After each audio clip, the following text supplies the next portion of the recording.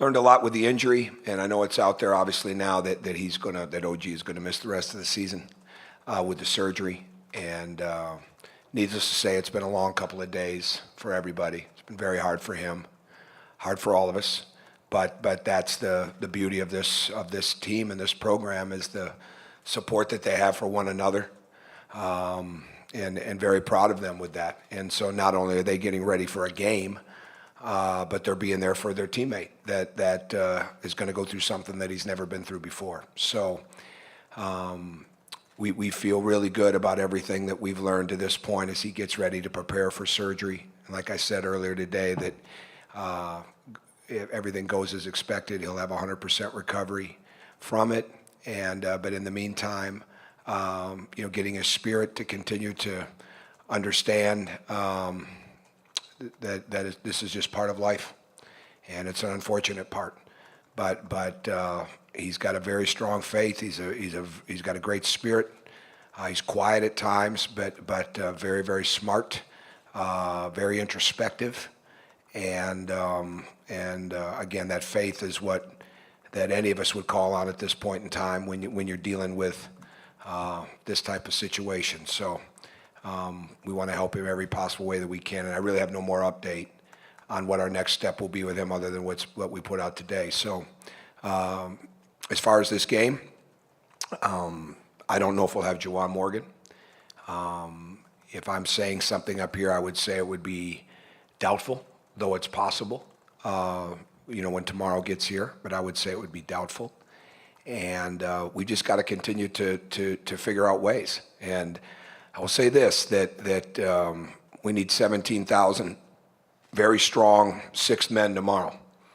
And because these guys are really working hard, they're playing at a strong level, they're improving. They showed great resiliency the other night through a lot of things, and at the same time, all that pales in comparison to the fact that now one of their closest teammates, and certainly not only one of our best players, one of the best players in the country, is not going to be out there with them. So we need that support. And I'm really counting on it, for these guys, that they've got that support out there tomorrow, and to help them through it. All right, not in just because it's uncharted. We've been in these situations before, but it's uncharted for this team. Certainly the Colin Hartman injury was really, really tough, but it was in the preseason. And a lot of the new guys and the guys back, we never got to see, what Colin could bring to the team this year. Well, they did get to see what OG is capable of. Sunday he had 7 steals, 18 deflections. And they've seen it, they see it in practice, they see it throughout the games. So there's no way to equate what kind of loss it is, but the bottom line is that everybody has got to continue to take steps forward. And the biggest ones for us right now are going to be on the defensive side with the deflections, the rebounds, the presence defensively. We're not going to make up, and even obviously with Juwan not in there right now, we're not going to make up for the size and the wingspan and the speed and the strength and all those type of things. But we do have to make up for it with tenacity. And our focus is strong, but tomorrow's not here yet. So we really need that crowd to be behind these guys completely. We're playing one of the better teams, obviously, in the league, and always one of the better teams in the country. And this year is no different. They're hitting their stride. Miles Bridges looks really good right now, looks really confident, very effective.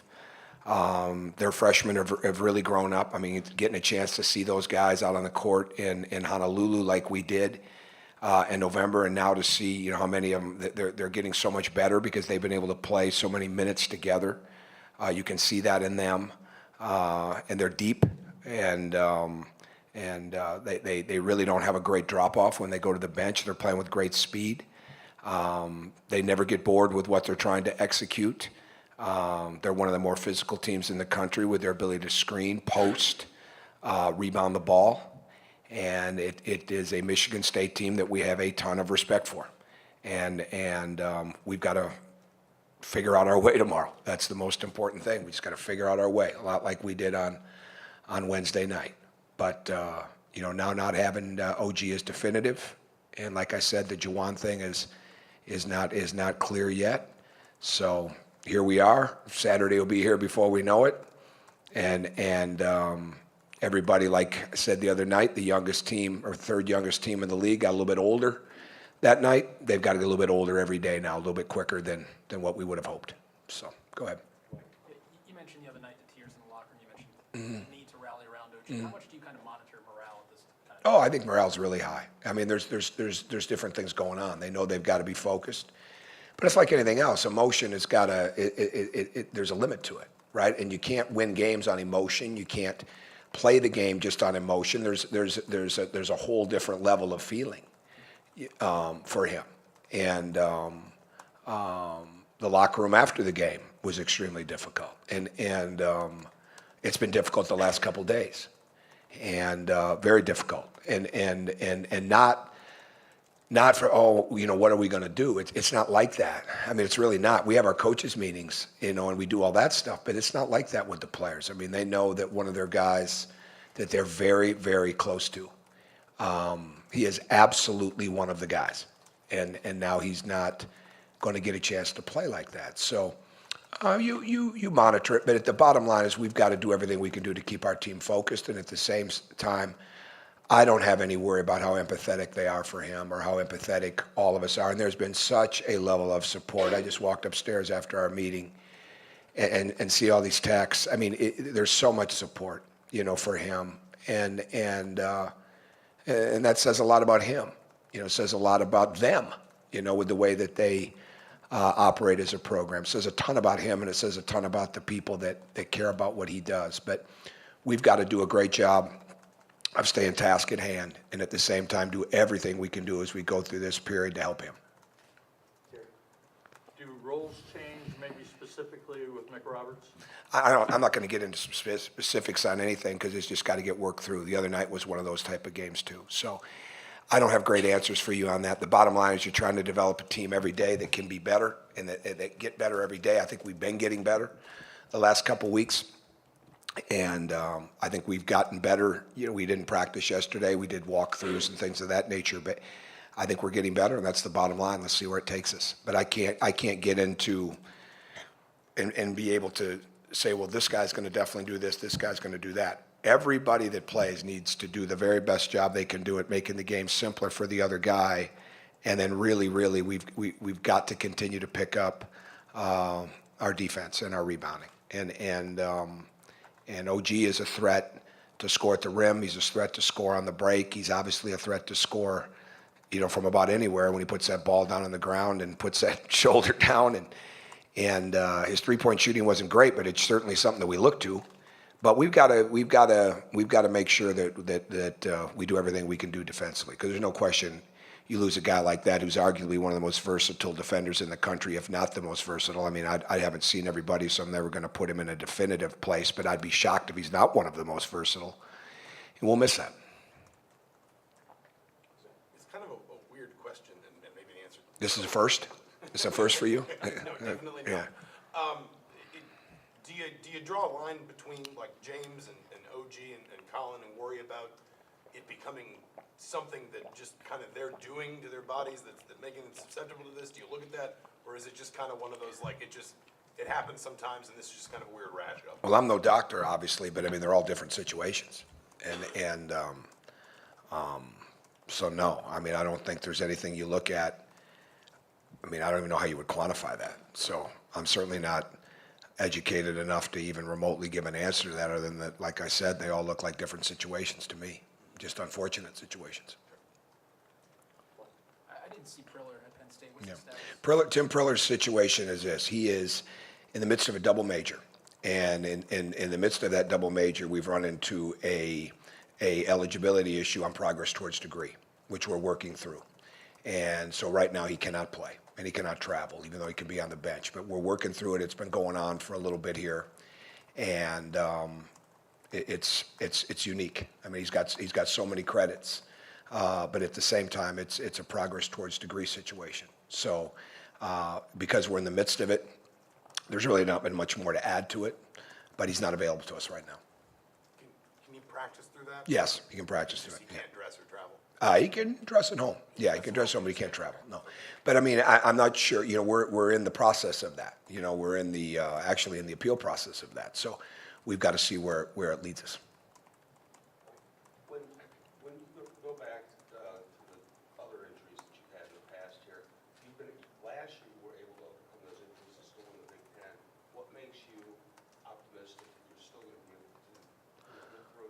Well, I'm not, you just got to stay in the moment, but I know that as a leader of this program, I'm very comfortable in these situations. I don't like them, but I become accustomed to them, and it's part of it. And I think the most important thing is that they see stability and focus and resolve every day, not just through me and the coaching staff, but through each other. And our job is to make sure that that is what we're putting out because we believe it. Not because we want to do it, but because we believe it. And that's the only way that you can coach it. And personally, we've gone through an awful lot in 9 years here. And we've learned an awful lot. And you learn to deal with whatever the situation is, whatever the circumstance is, and you learn to do everything you can do to control what you can control. I didn't always understand that earlier in coaching. This place has taught me a lot about that you control what you can control. And what we can control right now is how much better we can get and the focus that we have with the guys that we have, and do everything we can do to help them get better. And it's not business as usual when you go through these situations. Things have to give and take, and I'm not, I don't have all the answers yet on the strategies and what it means for roles, but I know that they will play out as we go through it. Pete. Tom, the ability, all the adversity you had in that last game, obviously with the injuries, and then Penn State's making a big comeback, to execute in those last 5 seconds, because the margin for error was obviously small. Sure. How much does that potential for growth, or really, I don't want to say the breakthrough moment, but just the key for them to do that despite all that?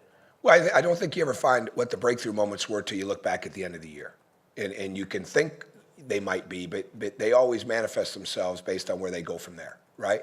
So the experience of that, the thing that win or lose that night, the thing to overcome the emotion that they had, that we all had, and to deal with that, and then to deal with the lead, lose the lead, they never lost their poise.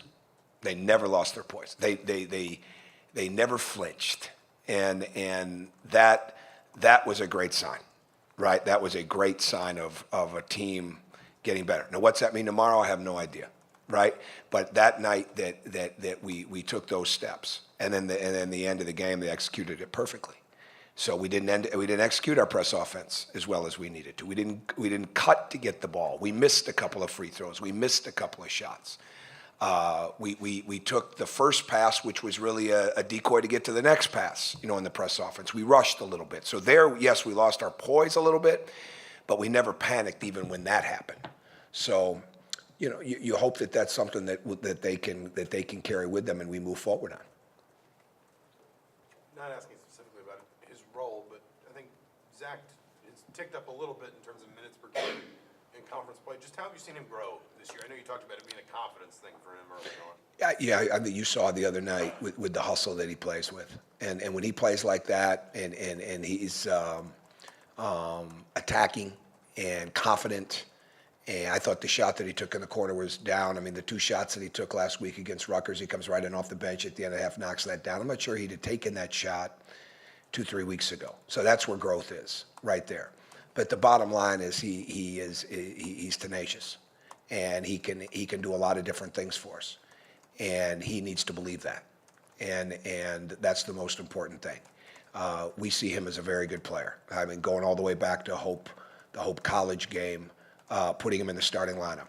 It wasn't a reward. It wasn't a message. It was a message to him in the sense of, I think you can play. Now let's go play. And when you're new like that, it takes a little time, but he's really fitting in well. And he's got to become even more of a leader with his voice. But his actions are speaking very loudly for us, obviously, on the court. And I think that's what you want more than anything anyways. But obviously, he, along with so many others, have got to be able to do more. And the balancing act as a coach is to not make them feel pressure to do more, but give them as many opportunities to feel confident that they can do more. But more doesn't mean necessarily for guys, well, I got to take more shots, or I've got to get more looks, or I've got to know. It's making the game simpler and becoming a better defender, impacting the game constantly on the defensive end. So whether it's Zach, whether it's anybody else, that's what we've got to do as a team. Where's Jawan at in the rehab process? And if he can't go tomorrow, do you think he'll be ready by? I've told you earlier where we're not sure where he's at. I mean, he's progressing. There's no doubt about that. He's getting better, as you imagine that he would. But we're in the midst of that, and it becomes a day-to-day type of situation. I can't answer tomorrow, so there's no possible way that I can answer for you next week. Duran seems like a guy that could pick up minutes, but he's been so foul prone. Yeah. What does he have to do? We've got to attack that. I mean, and then he's aggressive. Duran, everybody goes through this. He has not figured out just how good of an athlete he can be, right? We try to get that across. Everybody has to be reminded and at points demanded and driven into them, like, you can be this. And even when they don't know that they can be that, like he's never had to be, he's always been big and been able to get away with a lot of stuff. He's very athletic. He just doesn't play athletic all the time yet. And I say that because some of that's the quick twitch with his hands. He had a time the other night where get the hands behind his head, right? For verticality, well, he puts the hands above his head or in front of him, it's a foul. So it's that carryover of athleticism, quick twitch movements, first steps, two steps, sprinting, all those type of things to get him. Is he going to be the athlete that he is going to be next year? No. I mean, no, he's got a lot of growth to make there. He hasn't had an offseason here yet. I mean, he literally didn't have a summer. So we've had to do all this stuff during the time. But can he be more athletic than what he's playing? Can he be more